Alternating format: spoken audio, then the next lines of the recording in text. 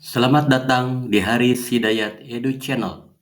Di video ini kita akan membahas pembelajaran mendalam, sebuah pendekatan yang menjadi kunci sukses guru zaman now dalam menciptakan belajar yang benar-benar bermakna.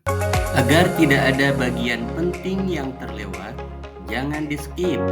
Tonton sampai tuntas di Haris Hidayat Edu Channel.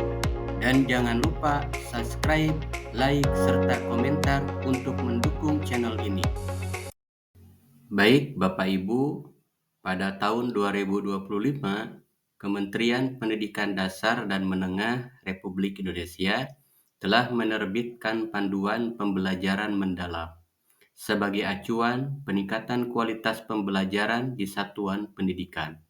Panduan ini menekankan pentingnya proses belajar yang bermakna, berorientasi pada kompetensi, serta mendorong peserta didik untuk memahami, menerapkan, dan merefleksikan pengetahuan secara lebih mendalam.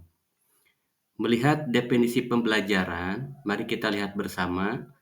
Pembelajaran mendalam merupakan pendekatan yang memuliakan dengan menekankan pada penciptaan, suasana belajar, dan proses pembelajaran berkesadaran, bermakna, dan menggembirakan melalui olah pikir, olah hati, olah rasa, dan olahraga secara holistik dan terpadu. Bapak Ibu guru hebat, pembelajaran mendalam pada dasarnya adalah pendekatan yang memuliakan murid. Maksudnya bagaimana? Ya, maksudnya kita sebagai guru tidak hanya mengajarkan materi, tetapi juga menciptakan suasana belajar yang berkesadaran, bermakna, dan menggembirakan bagi peserta didik. Dalam pembelajaran mendalam, siswa tidak hanya menggunakan olah pikir atau kognitif saja, tetapi juga melibatkan olah hati, yaitu seperti pembentukan sikap, olah rasa, yaitu emosi, kreativitas, dan kepekaan, serta olahraga. Olahraga itu yaitu tindakan nyata dan pengalaman langsung. Jadi, pembelajaran mendalam itu mengajak kita untuk melihat anak secara holistik, artinya secara utuh, lengkap, bukan sekedar kemampuan akademik. Ketika keempat unsur ini berjalan bersama, maka proses pembelajaran atau proses belajar akan menjadi lebih bermakna. Bapak Ibu guru hebat, di dalam pembelajaran mendalam ada kata kunci memuliakan. Dalam penerapan PM, semua pihak yang terlibat saling menghargai dan menghormati dengan mempertimbangkan potensi, martabat, dan nilai-nilai kemanusiaan. Maksudnya adalah pendekatan yang menempatkan peserta didik sebagai manusia yang bermartabat. Karena itu, prinsip pertama dalam pembelajaran mendalam adalah memuliakan.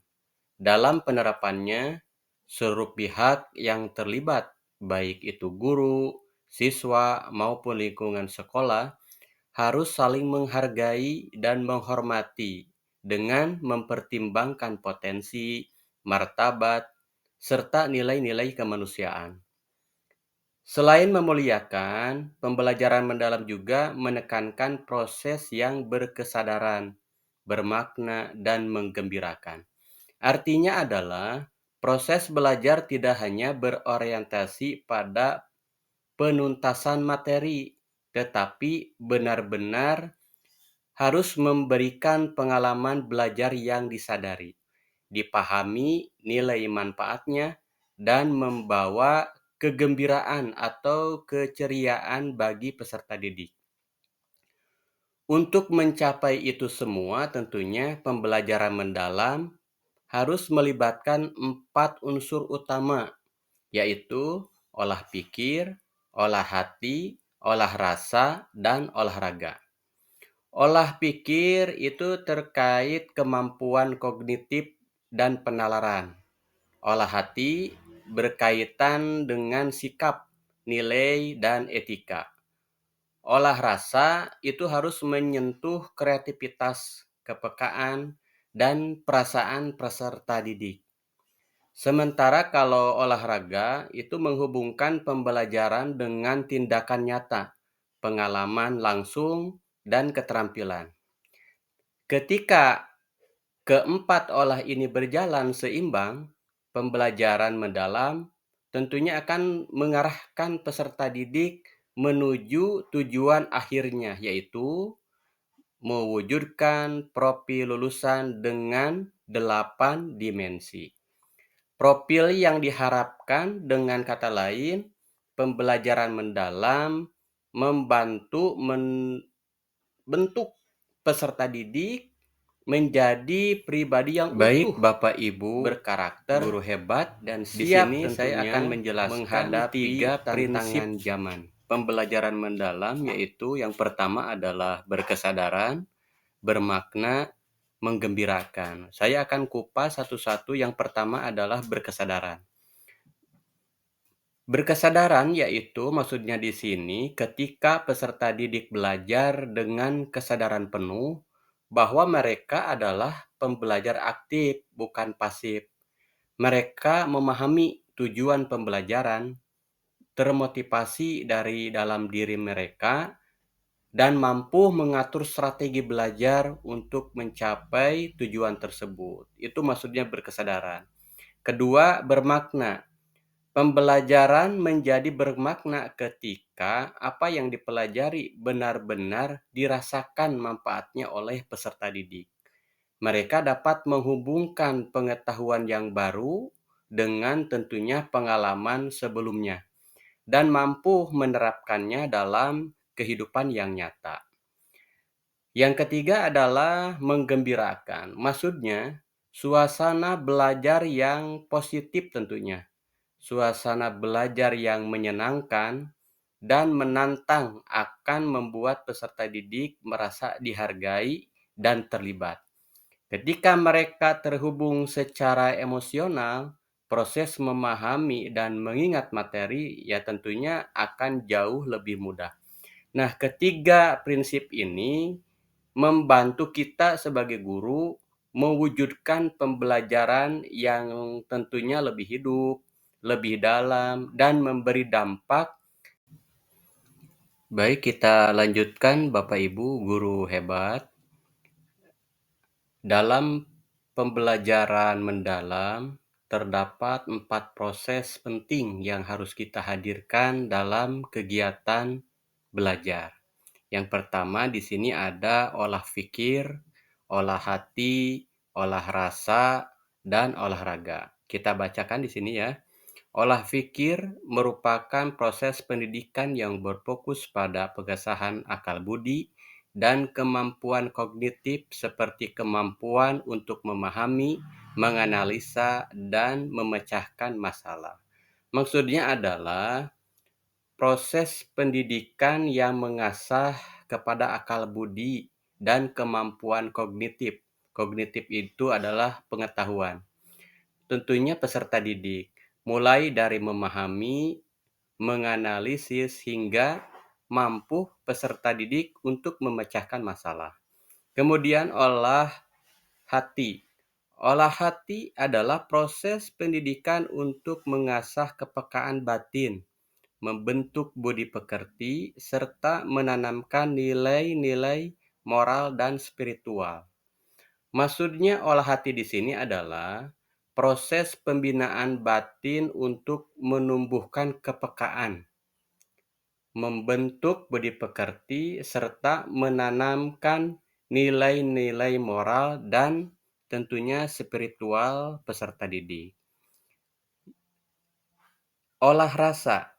Olah rasa di sini adalah proses ini tentunya bertujuan mengembangkan kepekaan estetika, empati peserta didik, kreativitas peserta didik, dan kemampuan menghargai keindahan serta hubungan antar manusia. Baik hubungan antara guru dengan peserta didik, kemudian peserta didik dengan peserta didik lainnya. Yang selanjutnya yaitu olahraga. Nah, yang olahraga di sini, ini bagian ini bertujuan menjaga kesehatan fisik, memperkuat tubuh, dan membentuk karakter aktivitas jasmani. Nah, jika keempat olah ini berjalan seimbang Bapak Ibu Guru, maka pembelajaran mendalam tentunya benar-benar dapat terwujud dan memberikan perkembangan yang utuh tentunya bagi peserta didik. Bapak Ibu, dalam pembelajaran mendalam terdapat beberapa komponen penting yang perlu tentunya kita pahami bersama ya. Yang pertama, ada dimensi profil lulusan, kedua, prinsip pembelajaran, ketiga, pengalaman belajar, keempat, kerangka pembelajaran. Nah, yang pertama di sini ada dimensi profil lulusan. Dimensi ini menjadi arah atau fokus capaian peserta didik yang meliputi apa saja, yaitu ada keimanan dan ketakwaan, kewarganegaraan, kreativitas siswa, penalaran kritis, kolaborasi, kemandirian, kesehatan, dan komunikasi. 8 dimensi inilah Bapak Ibu yang nanti menjadi tujuan akhir dari proses pembelajaran. Kedua, prinsip pembelajaran, yaitu berkesadaran, bermakna, dan menggembirakan. Artinya, proses belajar harus disadari oleh peserta didik, terasa manfaatnya, dan menghadirkan suasana belajar yang tentunya suasana belajar yang positif serta menyenangkan. Ketiga, pengalaman belajar, yaitu rangkaian proses yang dialami peserta didik. Mereka belajar dengan memahami, mengaplikasikan, dan merefleksikan. Jadi, apa yang dipelajari oleh peserta didik agar mendapatkan pemahaman yang tentunya lebih mendalam. Keempat, kerangka pembelajaran. Ini adalah panduan sistematis dalam merancang pembelajaran yang mencakup praktik pedagogis, kemitraan pembelajaran, lingkungan belajar maksudnya di sini, dan pemanfaatan teknologi digital. Nah, ketika keempat aspek ini saling melengkapi dan menjadi pondasi dalam mewujudkan pembelajaran mendalam yang Terima kasih Bapak dan Ibu guru akan berdampak sudah menyimak pemaparan pembelajaran mendalam ini sampai selesai. Semoga apa yang kita bahas hari ini bisa menjadi inspirasi dalam menghadirkan pembelajaran yang lebih hidup dan bermakna di kelas.